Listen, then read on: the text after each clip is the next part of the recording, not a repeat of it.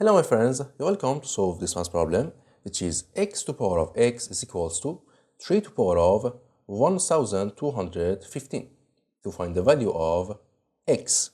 In the first step, we write this x to the power of x is equal to 3 to the power of, in here we can write this as 15 times 81, right? So, it will be x to the power of x is equal to 3 to the power of 15, and we can write 15 as 5 times 3, and in here we can write 81 as 9 times 9. So in next step we write x to the power of x is equal to 3 to the power of 5 times 3 times, in here we can write 9 as 3 times 3, and in here also 3 times 3.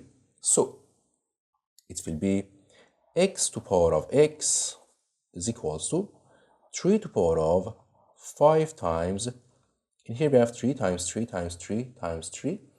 It will be 3 to the power of 1, 2, 3, 4, 5 to the power of 5. So in next step, as you know, if we have